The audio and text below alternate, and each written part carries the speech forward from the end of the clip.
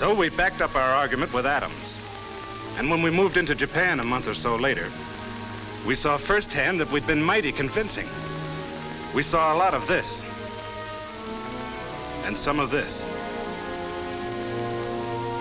Sort of gave a guy the shakes. That is until he... What happened?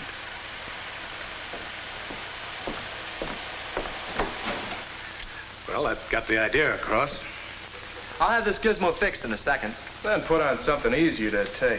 A rootin' tootin' western, with men fighting it out the old-fashioned way. Yeah, none of that Adam business. Why not? It's our business. You saw what happened in Japan. What if it happened here? What would you men do? Well, that's easy. I'd go see a tailor. Tailor? Sure, have my uniforms altered. Have them cut to let my wings out. All God's children's got 'em, you know. I'd take music lessons. On the harp, naturally. Well, Nah, that wouldn't do. I think I'd... You tell us. Okay. Come on. Learn and live.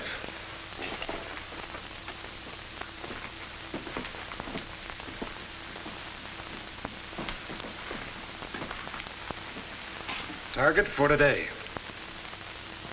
This doesn't represent any place in particular.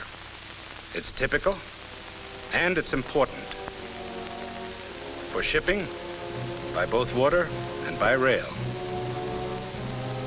For factories. For its big business. It's the kind of a city an enemy would want to knock out. A spot where he might drop an egg, an atomic egg. What an omelet that'd make. Yeah, with us in it, maybe. But not necessarily. Look, I won't kid you about the A-bomb. I've seen what it can do in Japan, Bikini, and Eniwetok. It's deadly. It's like a woman. That I'd have to see. I mean, never underestimate its power. Don't lose your head, use it. Figure that an atomic bomb dropped on a large modern city like this might kill 50,000 people.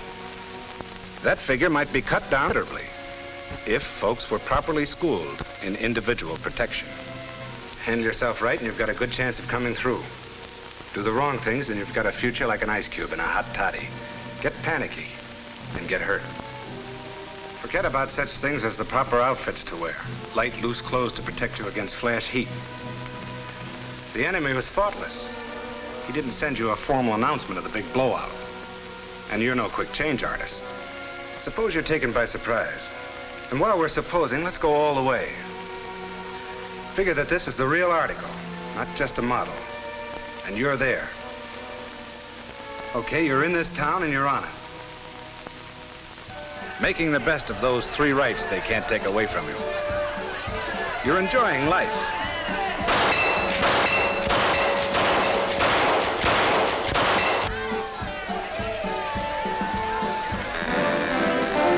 You're enjoying liberty.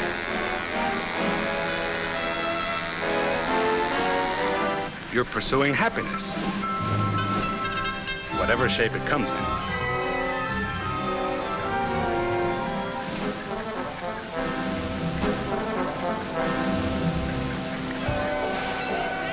You're doing all right. When...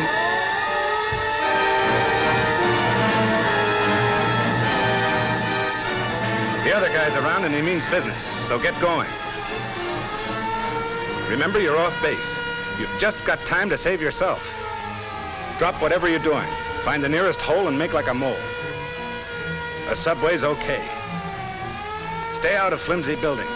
They give bad protection. A basement's fine, preferably under a solid, well-constructed building. And the safest positions are near strong supporting columns or next to the walls, protected from falling bricks and 2x4s. If there's no underground shelter handy, pick a room in a good building close to the ground. It ought to be airtight and light-proof as possible, with the doors shut, windows closed, and blinds drawn.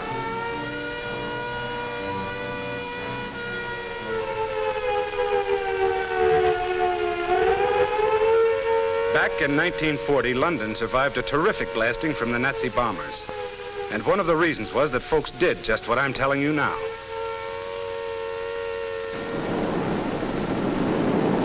pretty crowded down in those shelters. There wasn't much fresh air. There was more of it up above. But fresh air isn't important.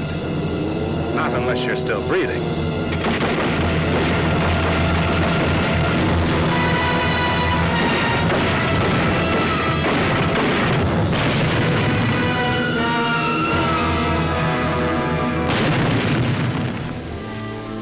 Do what those people did, and you're on the right track. World War II bombs were cream puffs compared to what you may be up against. But the defensive measures are about the same.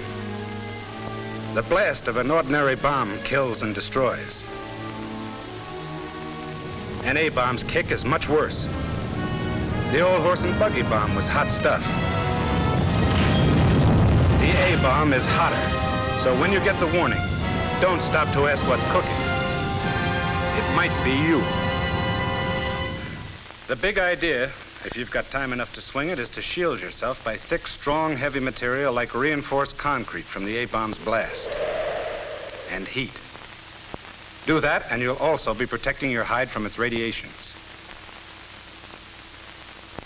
A lot of people, including you men fairly new to the service, got the notion that radiations are like the double whammy turned on by Evil Eye Flegel, the comic strip character.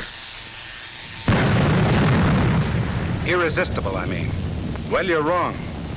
They're mighty penetrating and deadly, but they can be stopped. Authorities know exactly what it takes. Just what thickness of steel, concrete, or wood will do the trick. But you're no authority. Even if you were, you haven't got your tape measure or calipers with you. Even if you had them, you wouldn't have time to use them.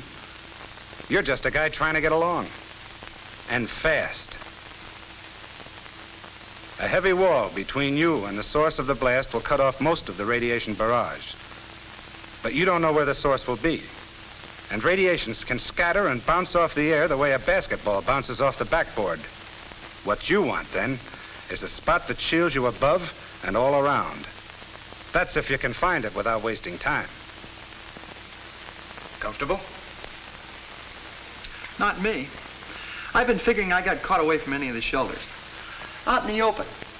So what do? Play dead? Right. Or maybe you will be. If there was a ditch handy, you'd flop in it. But there isn't. So hit the dirt, like men did in World War II. Lie flat, face down. Cover the exposed parts of your body. The bomb's flash heat is rugged. Don't get curious and look around. Its light can blind you temporarily. You all with me? Fine. Now we're about as ready as we can be for the fireworks. Bombs away. Just one. I want you to visualize what would happen if the enemy somehow slipped it through our defenses. That it's about as powerful as the ones we used in Japan. And that he wants it to explode about 2,000 feet above the city. Right about here.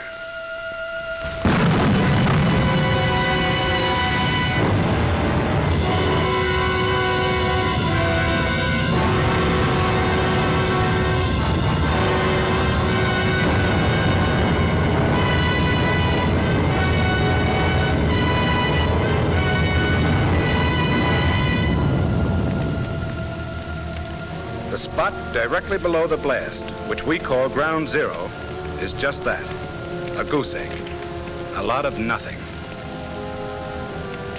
And out to a mile or more, the destruction's terrific, with only a few strong structures surviving.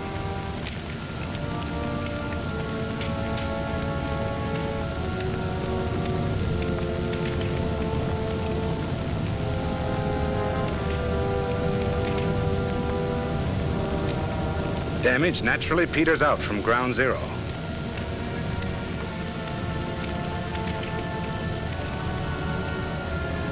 But all big explosions are affected by obstacles such as hills. Behind a hill may be a building that came through okay, while further out in the open will be another that went to pieces. The fires started don't exactly follow the rule book either. In here you might get a frying pan, and back here a fire.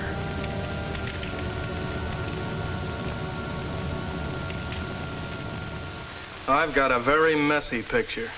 Me too. And where do we fit into this? You'd be all right if you found a good spot. Underground and reinforced concrete shelters give good protection close to ground zero. Yeah, but what about me? I'm the guy caught out in the open, stretched across Mother Earth's lap. How am I doing?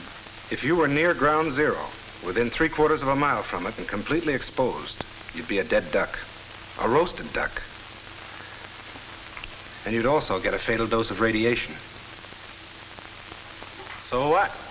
Any weapon, even a knotted club, might kill you if you're unlucky enough to be in the wrong place. A safe might fall on your head accidentally. You particular how it happens?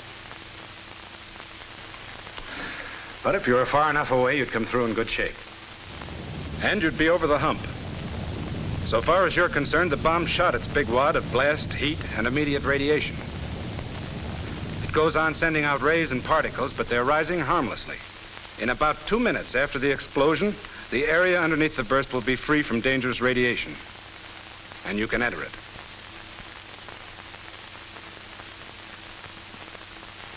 You've probably got military duties to perform. There's a lot of relief, rescue, and policing work to be done. So after waiting a couple of minutes, get moving.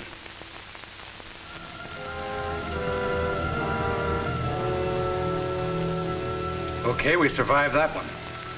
Now let's put ourselves on the spot again. Use our heads and our imaginations a bit more. Because maybe the enemy decides to set off a submarine bomb. Maybe he sneaked it into the harbor on an innocent-looking freighter and planted it underwater.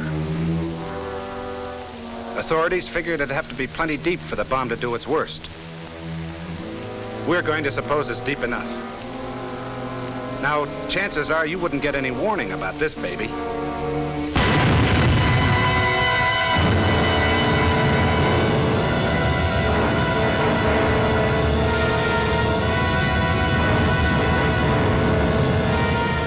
You'd sure see it, though. You wouldn't worry about being blasted or burned by a submarine explosion. But watch out for the fog and mist. It's radioactive, packed with poison, and it moves fast.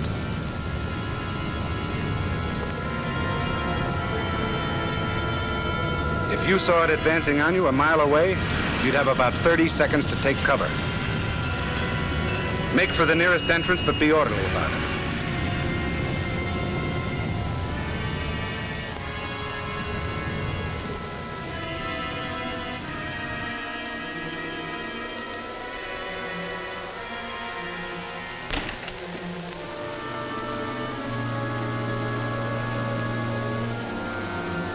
That fog has contaminated everything it touched with radioactive matter, which we'll call hot stuff, although it hasn't anything to do with its temperature. Don't be in a hurry to leave your shelter. Wait till the fog disappears. Then wait a bit longer if you can. It cools off a lot the first few minutes after the blast. Gets less dangerous.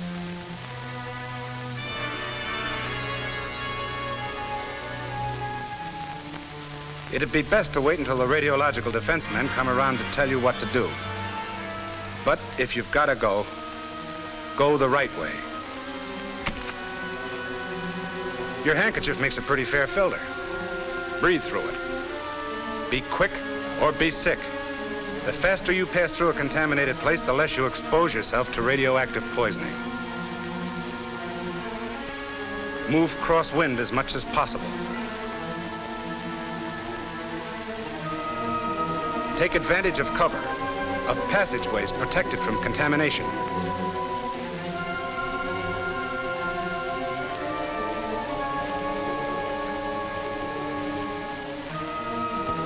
Don't collect souvenirs like watches and coins. They may be hot. You've gotten out of the danger zone. Your head's in its usual place, your skin still fits. You've got your normal quota of arms and legs. Souvenirs, you'll get some real pleasures out of. Sooner or later, you'll run into the radiological defense monitors. They're the detectives of this atomic business. With their instruments, they examine everything for radiation contamination, including you. If your uniforms are hot, they'll end up same as clothes after a skirmish with a skunk. They'll go to the laundry if they're not too hot. Or if they're too badly contaminated, they'll be buried or dumped at sea. And you'll give yourself the soap and water treatment to remove any radioactive stuff you might have collected. From then on, you'll watch your step. First, report to the nearest military officer or organization for instructions. As soon as they tell you to, rejoin your own organization. Your commander, on the advice of the radiological defense people, will tell you which areas are safe to enter and which aren't. They'll also advise them on the food you eat and the water you drink. You'll be careful about getting radioactive material inside you. You can get there by breathing dust, eating, or through breaks in the skin. You'll be told how to prevent overexposure to the stuff. How much of it can a guy stand? How much whiskey will it take to knock a guy in his ear? Why, that depends. It sure does. But the defense people can tell you what the safe limits are. And they'll keep checking in order to determine those limits. The odds on you surviving an A-blast depend a lot on you. Okay, Sarge? Right. Get panicky or fat-headed, and you'll probably have a new title. The Late John Doe. Which isn't exactly a promotion. Use your think tank. Follow the rules, and you might live to look it over. That's the picture, men.